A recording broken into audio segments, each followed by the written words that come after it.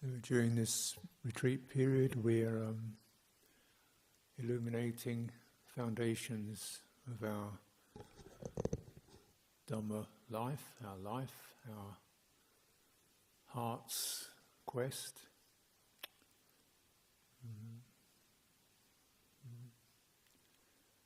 Foundations of it, and how we establish those, clarify and return to those roots, those foundations, like a winter time, going back to the roots, so that when we come to action, going more external, like spring, growth that comes up is rightly nourished and going in the right direction in terms of actions and journeys and responsibilities and so forth.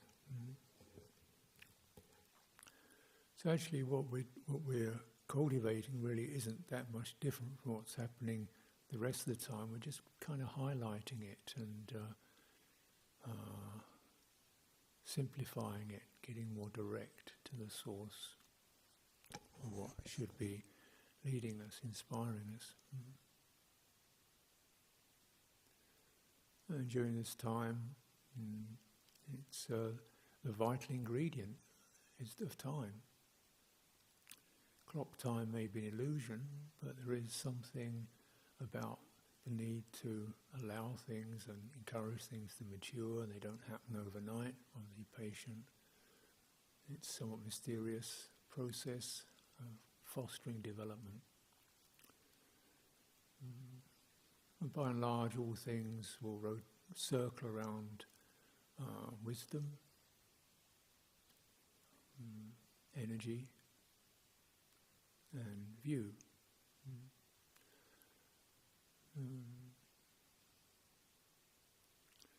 When you see these are the, if you look through the various factors of enlightenment and so forth, these kind of underlie everything, really.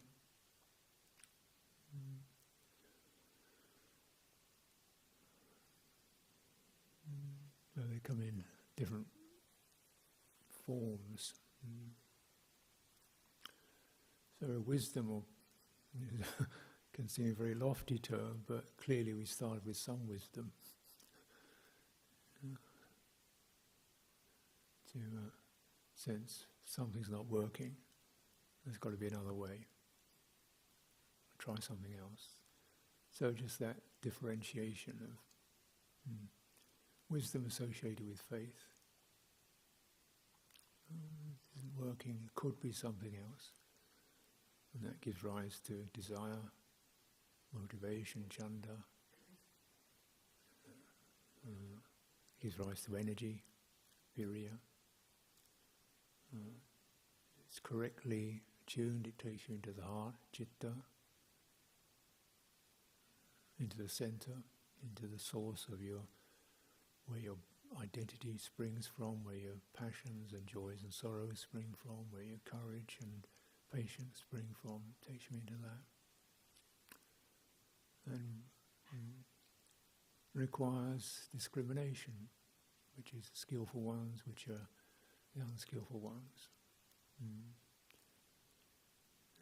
So these are sometimes listed as the iddhipada, paths to fruition, to a furtherance. Iddhi, strengths beyond where one was. Could sometimes seem super normal, but basically something we've gone beyond where we were before. Chanda, virya, citta, vimamsa. Desire, motivation, energy. Citta, heart, take it to heart, take it into your heart, give your heart to it. Discrimination, analysis, vimamsa. Having, opened the heart up and given your heart to it, what do you see? View, wisdom. This is to be followed, this is not to be followed. You see how these factors play. Some are more supervisory, with some degree of action, wisdom. some discrimination, some degree of activities going on to choose and select and manage and steer. Virya, really a sense of, okay, let's get the energy gathered around this and extend it. Very much a directive, however moderate or powerful that is. And your wisdom has to discern what's the appropriate gear, what's the appropriate mode of energy. It's too fiery, it's all thunder and no rain, all flash and bang, no deep saturation of fruition, of results. What kind of energy can you, and efforts, how can you moderate effort to make it something that's there for you in some form or another all the time? As if it gives the effort just to hold, sustain, stay steady. Go back, return to your source of faith and begin again. Patient effort. Resolved effort to resist the power of defilements that you know are unskillful, just keep crashing over you, to resist. To keep penetrating and inquiring and persevere. Different forms. But energy is something to be cultivated with wisdom. So you don't get a hernia, but you don't go stagnant. Probably one of the most commonly, some form of energy is probably one of the most common features of the Eightfold Path in its various forms. The fact it has various forms indicates, the effort to restrain, the effort to persevere, the effort to uplift the mind, to gladden and cheer the mind, the effort to calm the mind and steady it. We'll create some kind of application. This is very much a kammatthana, do it, an action. But action is often too crude a word to cultivate, the subtleties and the scope. But if it doesn't connect to the heart, it's not going anywhere useful. So there we get that which inspires us, we feel, yes, then our energy can skillfully move behind that. Our faith, our wisdom indicate, yes, looks a mountain worth climbing.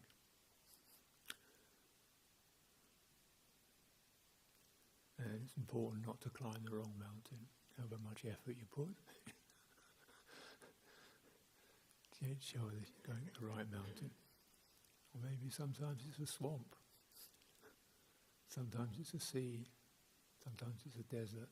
Sometimes it's just a pleasant field with all kinds of interesting sidetracks in it. You can drift off. Sharpening. Know the citta. When it's wandering, when it's drifting, when it's hard, when it's barren, when it's bleak, when it's joyful, when it's, know the citta.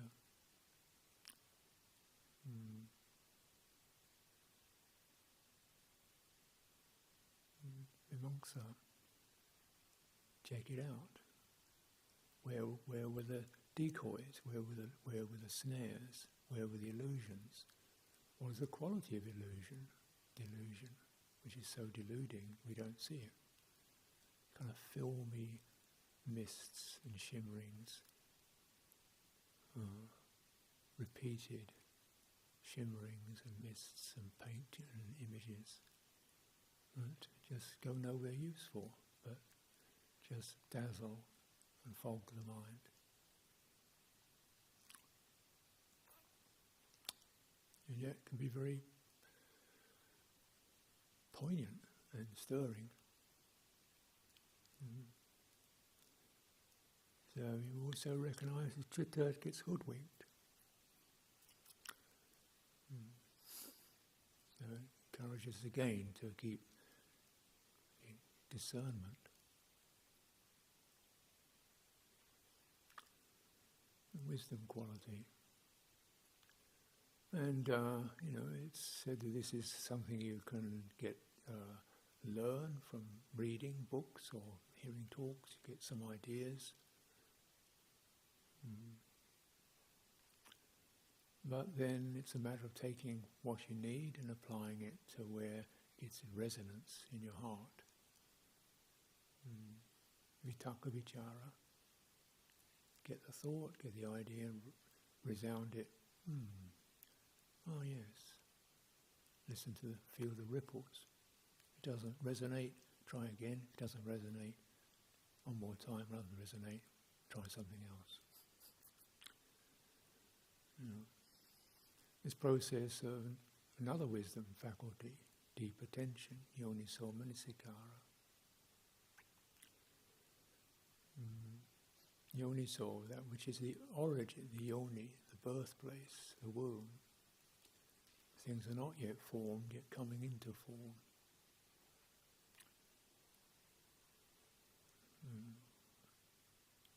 What's forming in the citta? How do we form? How do we take on our personality shape, our directions, where are they going? Are we careful about that? Because a lot of us, we have very easy, compulsive personality shapes that burst out. You just jump right out. There we go, compulsive, familiar, here me again. We weren't at the birthplace of that. As that energy starts to gather on those familiar channels and habits. Wait a minute. Check this out. This person, actually, it arises from impersonal factors. It's made out of familiarity, compulsiveness, and habitual energies. There's no person there in that. Personality is an impersonal quality. And it comes up with that familiarity. What is it? You try to grasp it and it like mist in your hands, and yet so familiar. And so directive. So yoniso manasikara, where does it come from? What's its source?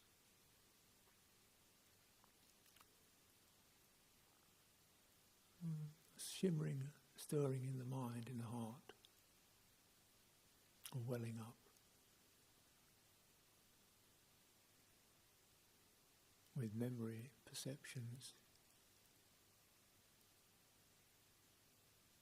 habitual drives and tendencies. So we be at that place and check, guide, steer, so you don't need to be this one. You don't need to have the immediate answer. You don't need to have your finger on the do it button. You don't have to have that sense of get me out of here. Escapism. Take your time. The energy gather around that place where you're coming into being, and it's steady, steadying, steadying. What's helpful now? Really what's helpful in that place of birth. Generally, warm-heartedness is helpful.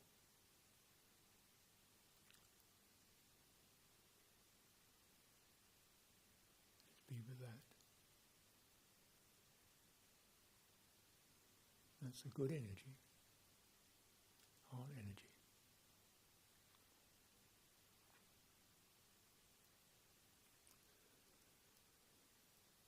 So in terms of what we need to understand, it can be when it gets right into that place, it can be very simple.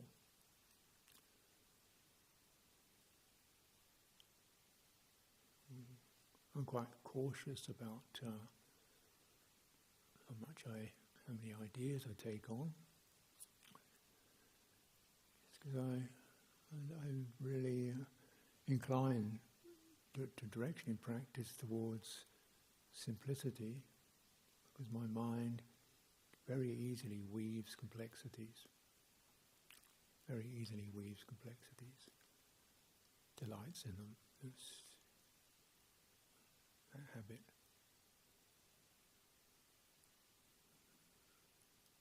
What do you really need to know?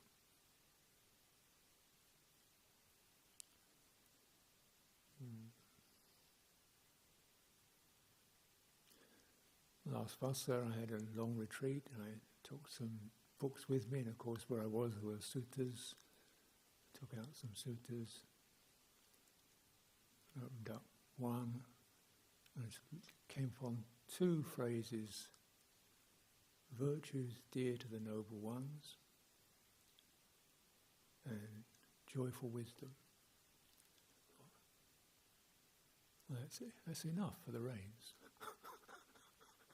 That was it. Just stay with that.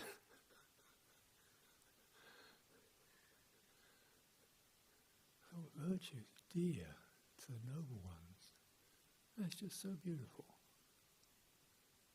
Not right, wrong, strict, pure, best. They're just dear. A noble one is someone who finds virtue a heart-stirring, heart-warming quality. That's beautiful. I think I want to try and actually work on that.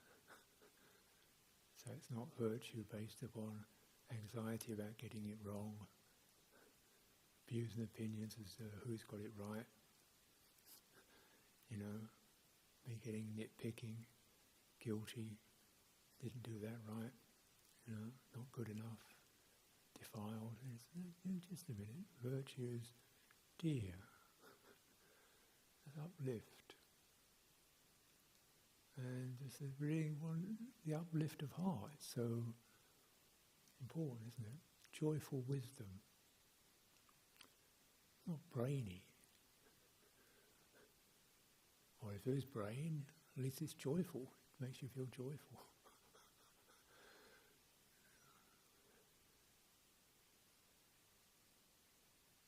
Because what we're aiming for is not intellectual prowess, but the ending of suffering and stress, which is an agreeable experience.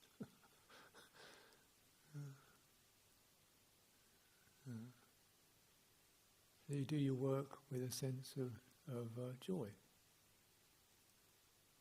Work that's not a chore, not labour, but your energy is joyful, like having a workout. Creative, interested. How does this work? This is good. Joyful, like joyful hike. Could be sweat, straight, muscles tired, but you're enjoying it because you're going to a good place and you feel your energy is in that. Energy's not in it. Even walking, getting out of bed's a struggle. If your energy's in it, your heart's in it, you can walk all day, feel great. So, energy, wisdom, to know what lights you, what is able to arouse, gladden, inspire.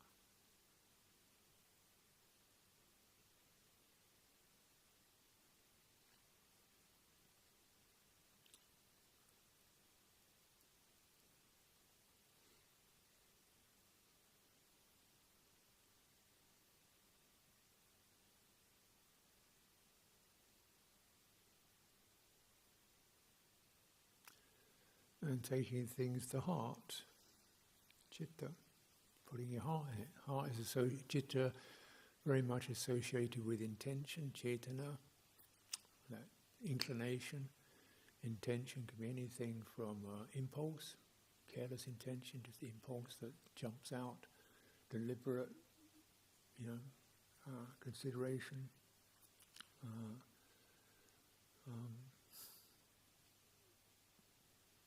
inclination, general long-term inclination.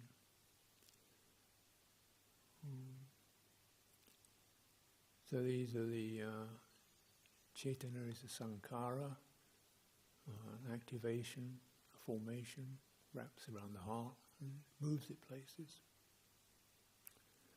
Citta sankhara. Certain programs and tendencies wrap around the heart and take it places. Mostly it's associated with emotion,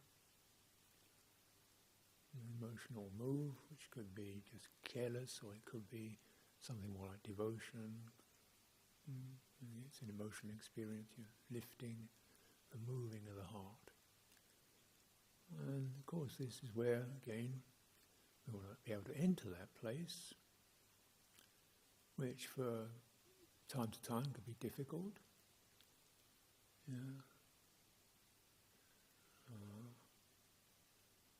Things are shut down, heart shut down.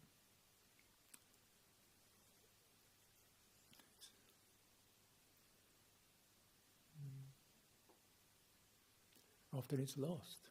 People lose heart. Sunk, depressed. Lonely,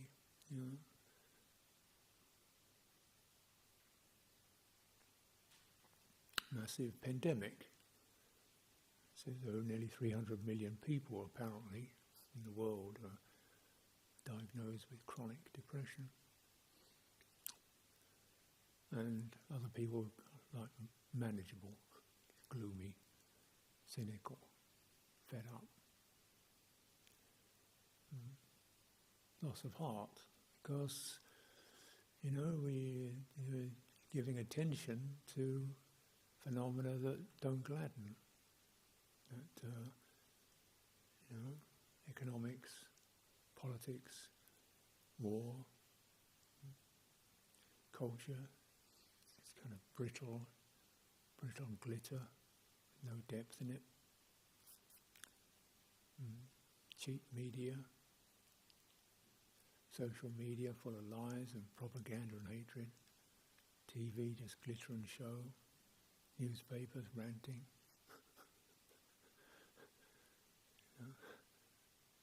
Streets with everybody rushing past. Shop windows, cars, traffic lights flashing. Where's the food for the heart?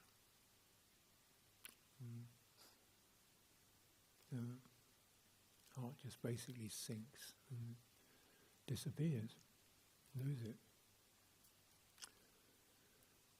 You may place it in somebody who then disappoints or betrays you. Heart really sinks. So it disappears. We're just left with our willpower and whatever we're told to do and dragged along by floods of society, social pressure, obligation, duty, just routine, automatic. Do this, do that, automatic. Don't stop, don't pause, just keep going. Because if you stop, you find there's nothing underneath you. Heart's disappeared. And drop down into that depression. So a lot of that, people get frantic just doing stuff to avoid reality.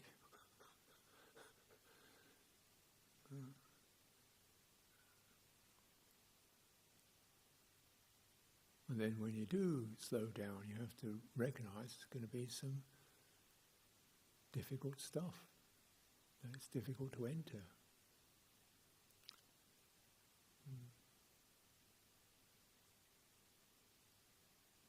Heart gets patterned, layered.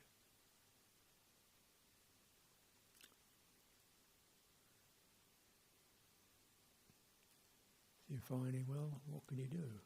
Sometimes you can't brain is so bunged up with ideas that just spin you out. So, but then Citta Sankhara is affected by Kaya Sankhara. This is a helpful memo. Kaya Sankhara, bodily formation, bodily energy. Just as the Citta has emotions, which are energetic forms, body has its own energy, life force, breathing in and out. It's called Kaya Sankhara. It's not the only one, but it's often considered the chief, the important one, the real leader. And when you bear that in mind, you think, okay, well, I can breathe. And then you begin to work on it. And often people find that very helpful because it doesn't mean you have to really believe in anything or feel that great or be that brilliant or even be that pure. Impure people can still breathe. You know? We do it. The body does it, even when you're asleep. And so you just get to know that, sense it, what it takes to know breathing, which isn't just about thinking, but about taking it in. Wisdom not just as ideas, but that receptive aspect. It's directive, wisdom's directive, but it has to be receptive in order to know anything, to receive the results. And using that when you're doing breathing. Breathing, it doesn't require a lot of effort to do it, just to hold the body open and then receiving it. This is how it starts, anapanasati. One sits under the root of a tree, calm, open, sheltered, comfortable, safe place, spine erect. There's the effort. Legs crossed, firm foundation. And in knowing, sensing, breathing in, sensing the breath, the flow of it. There's the instruction. Receptive, isn't it? Your action is to hold the spine upright and to pay attention. That's a receptive aspect. Wisdom is receptive. Oh no, feels like this. Then your first set of instructions there is, having established that theme, brought it to the front of one's mind, not actually physically in front of you, but at the front of your attention, the forefront. And you're receptive to it. And the receptivity is an aspect of citta. Citta is obviously intention, it does things, but it receives things. Sankhara activates it, but it also opens to receive feeling. That's what gets the sankharas going. When we receive a feeling or a perception, that triggers off the response. The receptive aspect of citta. When you're training this way, that opens up. If you remind yourself to be thoroughly, sustained, receptive to this. This is knowing long. So your encouragement is to contemplate the breathing, not in terms of a particular point, but of a process which has repeated extent from the beginning to the ending, in breath and out breath. And long. Why long? What's that got to do with it? Because a long breath opens the body, opens your belly, It opens your chest. It opens your head. Short breath, or rapid breath, which is often what people use, just kind of flutters between the top of the chest and the nose and the mouth. A fluttering breath, agitated. A long breath opens the body and affects the nervous system, calming, opening, calming, deepening. The energy, which has been perhaps shaky, jumpy, becomes steadied by the calming effect. This way it firms up. Once it's calmed, steadied energy firms up, because it's not shooting off in all kinds of different directions in a kind of spurting, spasmodic way, and it's not stagnant. So the body trains the energy. Breathing trains the energy. Very helpful. And then you get the view. Oh, that's how it works. Oh, I see the results. Oh, realization. This is useful. When it trains the energy calms and steadies, suddenly you don't get these impulsive, crazy thoughts. You still feel difficult emotions, but you don't get the spurting off into crazy thoughts. Calming, steadying, breathing reduces, gets less. Then you have to train it to sensitize to the bodily, this quality itself, spread it through the body. It takes some skill. Very much a whole body experience though, and tuning into the Kaya Sankara, the quality of breathing as an energy form, not just as air, as an energy form. Energy again. An energy that's regenerative, refreshing, an energy that brings joy and happiness, not just effort and struggle. And you discern that. Your heart gains faith, confidence,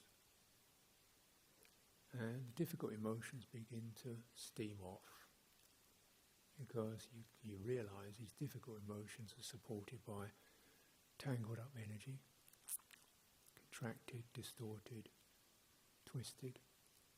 You begin to discern energy forms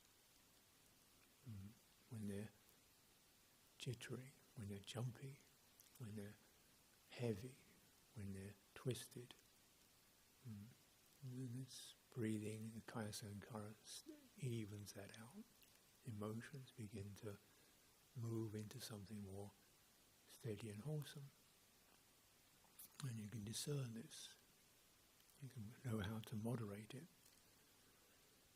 It's some simple guidelines, Generally, in breath is where you get the rising, so you're feeling flat and deadened. You come up into your chest, top of your chest. Just linger more in the in-breath. And the very ending of the in-breath when it comes in. Swelling.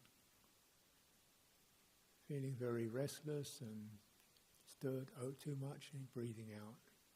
Bring the base of your belly all the way down. And linger. And lingering that's a function of mindfulness. Stay with it, stay with it, stay with it, stay with it. It's not yet finished. Stay with it, open to it, give it more time to complete. Get the pauses and the change. There it is. And this very much affects one's psychologies. Because we don't really do breathing, we receive it, and it adjusts the way we control and direct things. A certain amount of directive is necessary to stay with this process, but one part of the joy is that the process begins to take over, and the controlling person can retire. This is happy.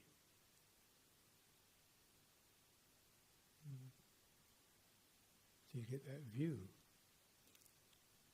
The view, less person, more happy. Less me, better. And that's a very simple synopsis of Anatta Lakkhana Sutta.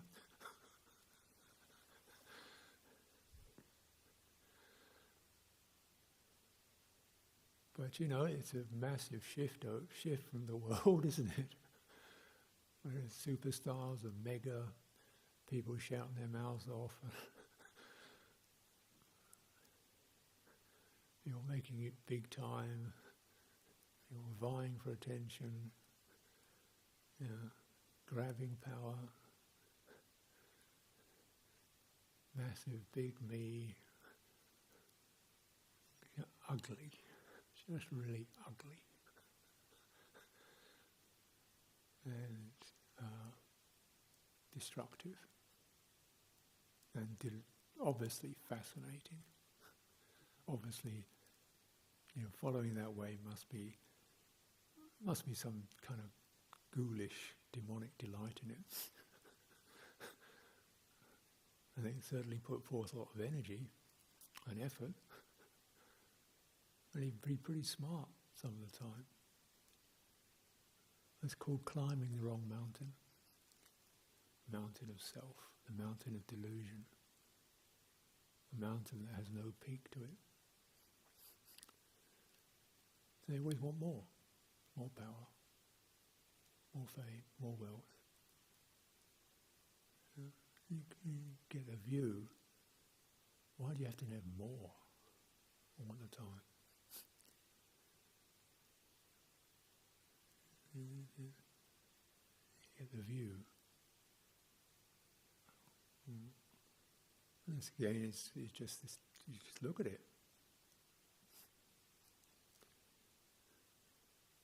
And you see the view of when the less me, not because I'm pathetic or feeble or ashamed or repressed, but just liberated from that which I didn't even see as a bond, as a problem in the first place. I was just trying to get it better.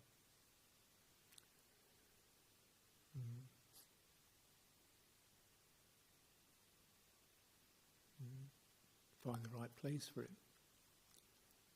Try to make the world swing around it. Manipulate the world to make it support me. That's the way of the world.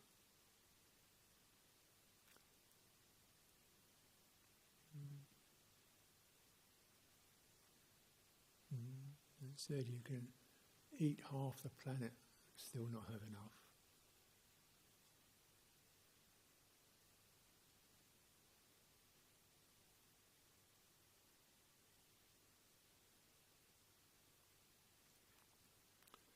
So you get the view, you recognize, this is not an authentic source of where I'm really, the source of my citta. This is an infection. It takes over an early place. So let me cultivate deep attention to notice where I'm coming from. The view reminds you. Don't just stay with the view, but bring that view to bear. Back to action again. Where does that defilement arise from? Since clearly human beings are subject to ignorance, defilement, I'm a human being, where does it come from? Yoni Somni Sigara, you deepen your attention into where I get a little bit grabbing and egotistical and claiming and dominant, pushing and whatever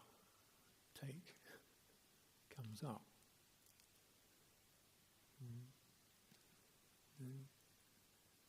You just keep working. This is because the citta, it leaks. It's called asava. Things affect it, and it's this beauty, this beautiful quality gets all diseased, and the energies of the citta leak out into unwholesome, confusing trails, becoming something, ignorance, sensuality. Look into the source of that, the attraction, the sweetness of that. As the Buddha said, if people didn't see these qualities as sweet and delightful, they wouldn't follow them.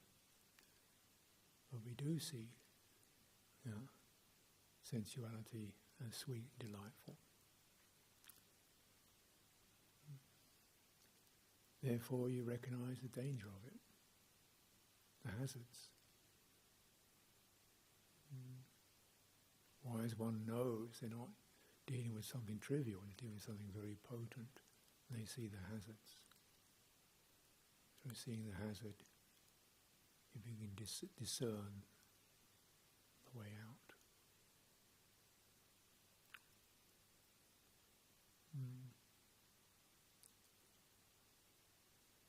This is the deepest penetrations of wisdom. But when we're coming, we keep returning to this factor. How come there is such a thing? Where did it come from?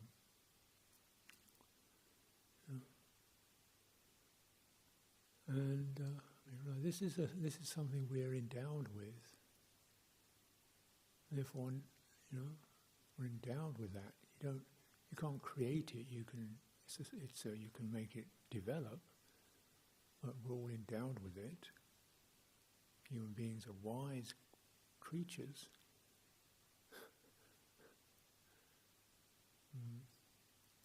But that wisdom can get distorted into intricate forms of deception, intricate forms of criminality, intricate forms of greed, egotism,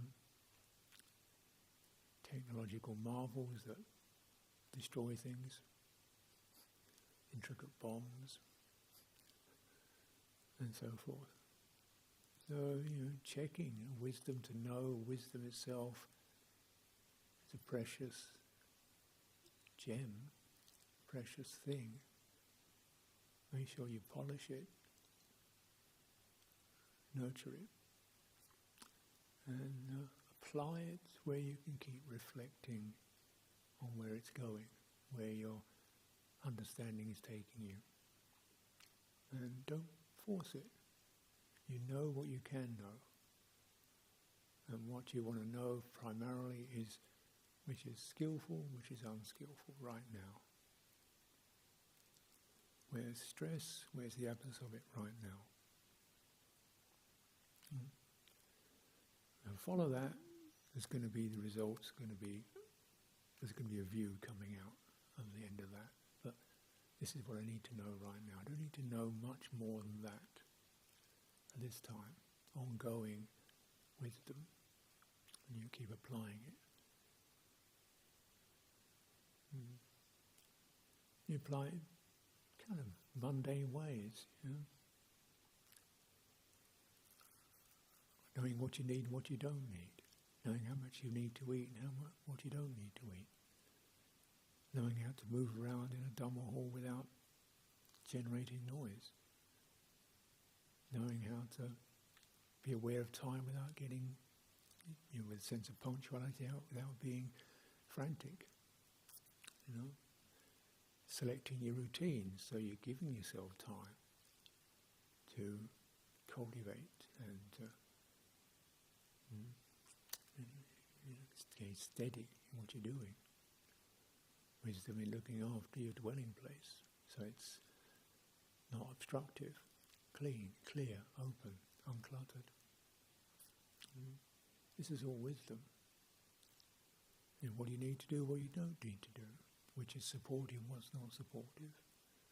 Be quite radical in that.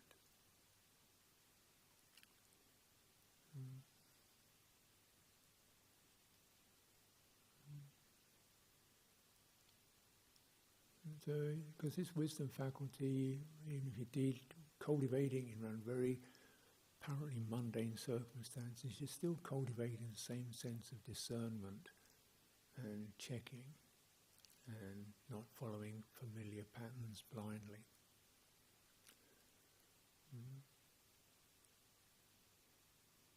Checking it.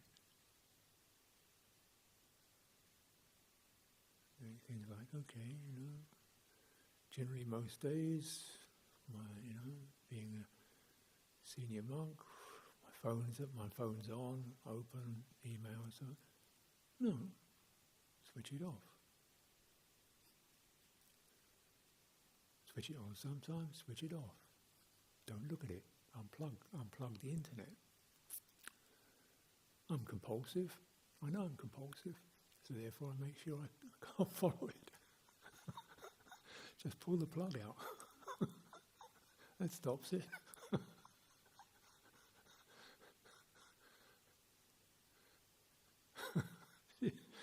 Where your trigger points are, you set up something that blocks you.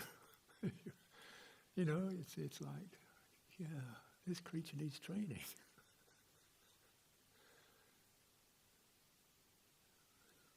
You find yourself reaching out for something before you even know what you're doing.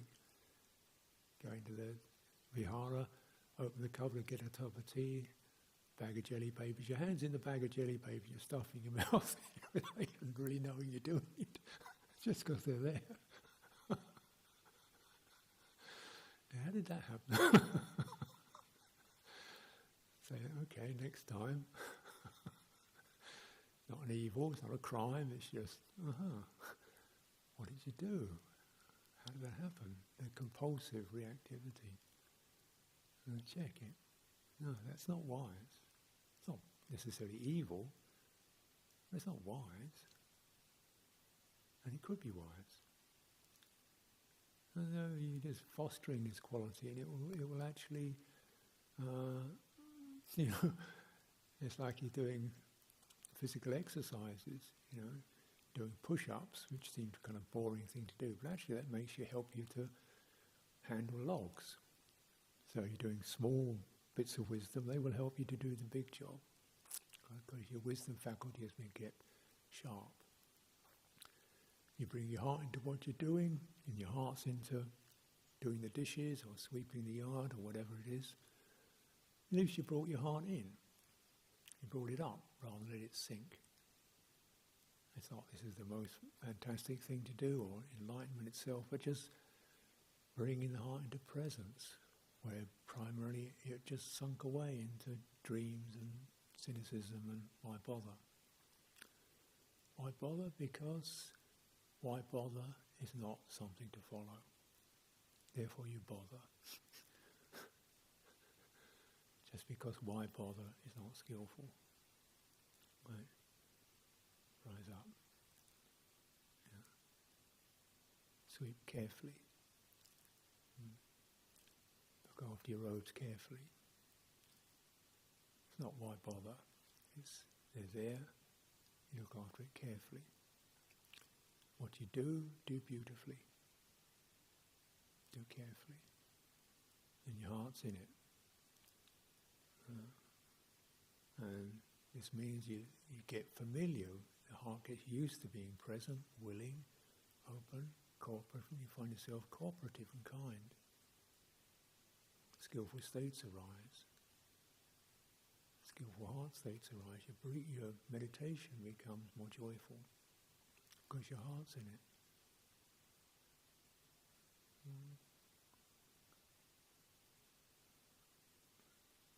So all these factors turn around each other.